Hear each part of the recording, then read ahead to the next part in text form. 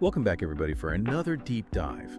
And, today we're going to be looking at something kind of different, something I think we all experience every day, and that is gifts. But we're going to be exploring it through kind of a different lens, and we're going to be thinking about the hidden energy behind gifts. So we've got some really cool sources lined up. We're going to be looking at ancient beliefs, some cultural traditions, personal stories, all of which kind of suggest that gifts are way more than just objects. So are you ready to kind of uncover what might be lurking beneath that, shiny wrapping paper? Oh, absolutely. I'm fascinated by this idea that objects, especially gifts, can carry so much more than meets the eye. They come with intentions, emotions, history sometimes even. Yeah, and one of the things that really jumped out at me from these sources was this whole idea of used items. So, like clothes or jewelry that have been, previously owned. And the idea that they might actually carry, lingering energies from those previous owners. And there's even a story here about this woman who was gifted this vintage bracelet. And then after that, she experienced this string of unfortunate events. And it wasn't until she actually cleansed the bracelet that things started to kind of turn around for her. So I'm curious, have you ever come across anything like that? It's funny because so many cultures have these traditions around cleansing objects, especially things that have been, passed down through generations or, pre-owned. There's this acknowledgement that objects can absorb the energy of, their surroundings, the people who've interacted with them. And it's not always about, bad luck or anything. It's more about this idea that energy can build up, and sometimes it just needs a reset, almost a refresh. It's almost like these objects have some kind of memory in a way. Yeah, exactly. Imagine a piece of jewelry that belonged to someone who, went through a really, really tough time. It's not that crazy to think that maybe some of that emotional residue is still kind of clinging to that object. That makes me think twice about shopping at vintage stores now. But okay, so let's get practical for a second. What are some tips for dealing with this? Let's say you receive a used item as a gift, and you're not really sure about its history. Yeah, well, I think first and foremost, just trust your gut. If something feels off about an object, you don't have to accept it. You can always, politely decline or suggest something else. But if you do decide to keep it, there are ways to cleanse it energetically. Sunlight is really powerful. You can just leave the item out in the sun for a few hours. Some people use salt incense. There's different traditions. But the intention is always just to kind of neutralize any of that unwanted energy and, start fresh with the object. That's really helpful. I never thought about sunlight that way, but it totally makes sense. Okay, so moving on to something a little more pointed, sharp objects. Apparently, gifting knives or scissors is a big no-no in some cultures. They say that it can symbolize severed ties or even bring bad luck to a relationship. And there's a story here about a newlywed couple who were gifted a set of knives for their wedding. Oh, no. And not long after that, they started having all these conflicts. Oh, wow.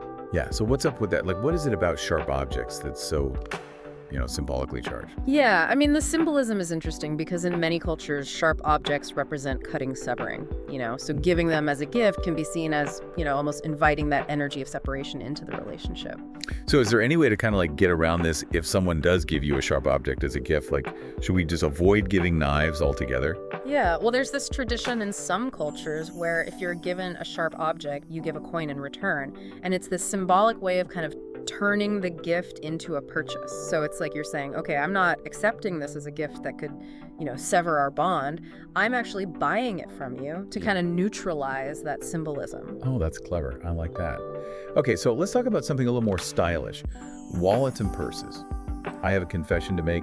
I love black wallets, but apparently, according to these sources, black might not be the best color if you're looking to attract wealth.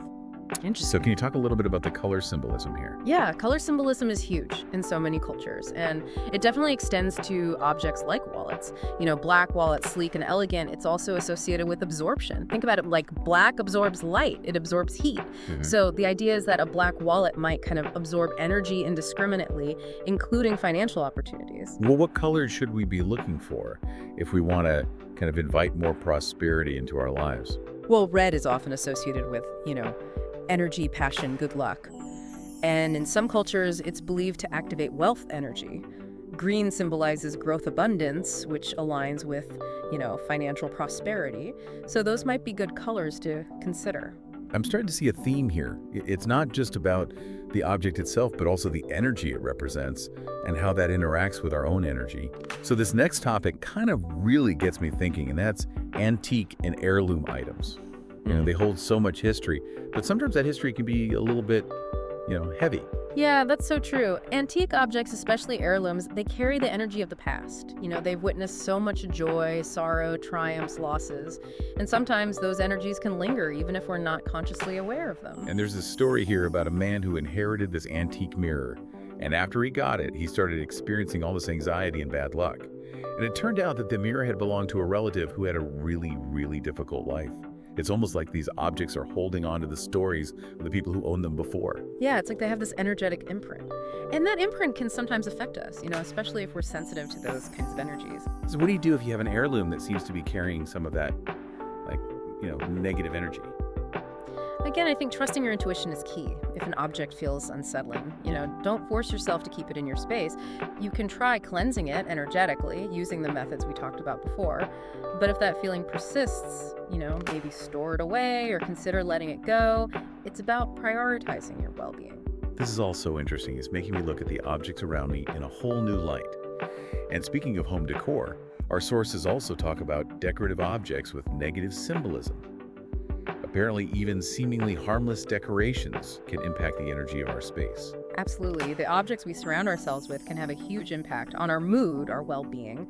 A sculpture that depicts sorrow or a painting with dark themes might subtly bring down the energy of a room. It's like their energy kind of seeps into the space. There's just a story here about a woman who received this beautiful sculpture of a weeping angel. But then soon after, she started feeling increasingly sad and exhausted. And it turned out that the sculpture had belonged to someone who was going through a difficult divorce. Wow.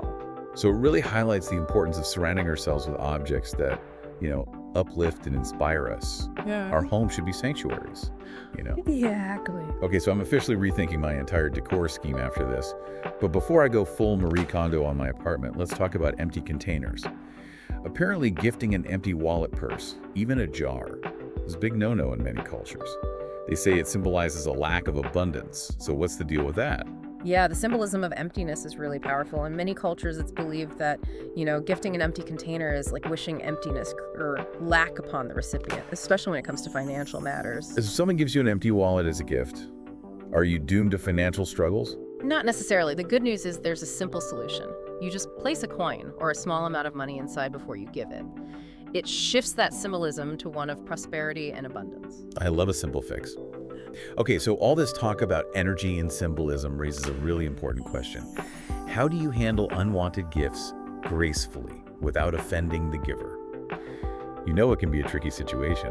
What if you receive something that just clashes with your energy or you just don't feel comfortable keeping? It's definitely a delicate balance, but remember, protecting your energy is so important. You can always, express gratitude for the thought behind the gift and maybe suggest an alternative like a shared experience, a different item. And if returning it isn't an option, you can try a cleansing ritual before you use it. And of course, donating or regifting are always possibilities. Right, so it's about being mindful and respectful of, both your energy and the giver's intentions. All right. This whole conversation is really making me think about all the gifts I've received over the years and, wondering if any of them had this hidden energetic influence. Have you ever experienced anything like that? I have actually. I received this antique clock once that had been in my family for generations. And I really loved the sentimental value, but I couldn't shake this feeling of unease around it. Oh, wow. Did you try any of those cleansing techniques we were talking about, like the sunlight, the salt? I tried everything, but the feeling wouldn't go away. And finally, I started researching the history of the clock, and I found out that it came from a period of really intense family conflict.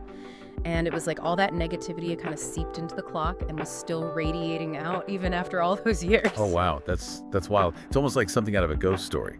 So what did you end up doing with the clock? Well, I realized that as much as I loved the family history, the energy of that clock was just too much for me to handle. So I ended up donating it to a museum where it could be appreciated, for its historical significance, but without, affecting my personal space. Yeah, I think that's a really thoughtful solution. Yeah. You honored the history of the object, but you also took care of yourself and your own energy.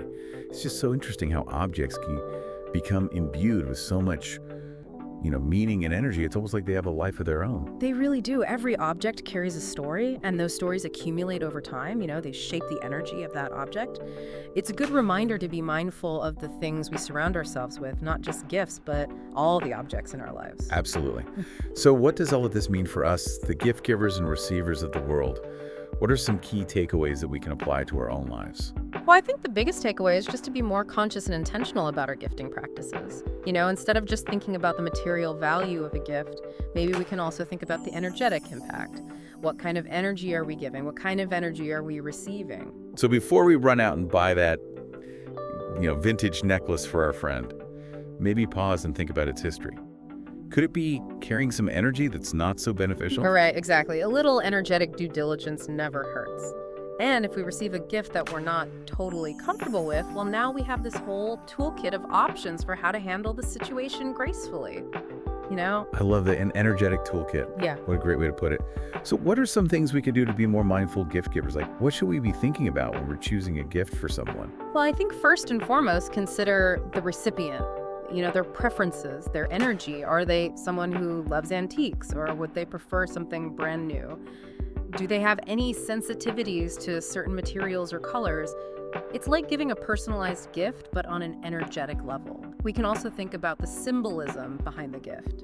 If we're giving a plant, maybe choose one that represents growth or abundance or good health. Right. It's like choosing a plant that aligns with the energy you want to give. And, sometimes, even with the best intentions, gifts can miss the mark. So what advice would you give to someone who receives a gift that they're just not comfortable keeping?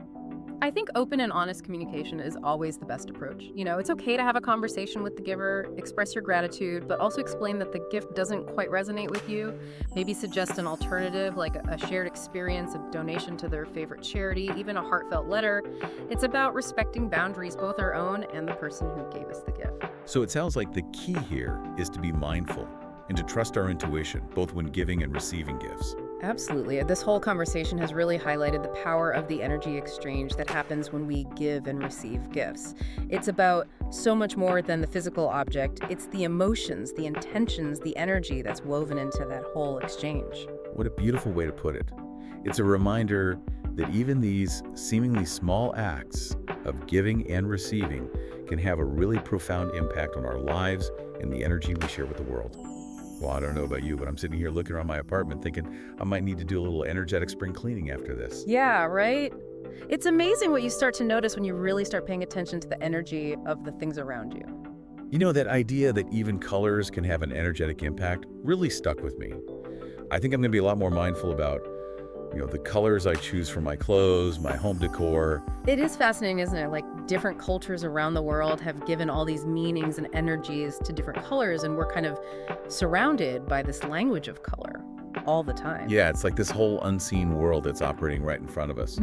So before we wrap things up, I have one last question for you and for our listeners out there.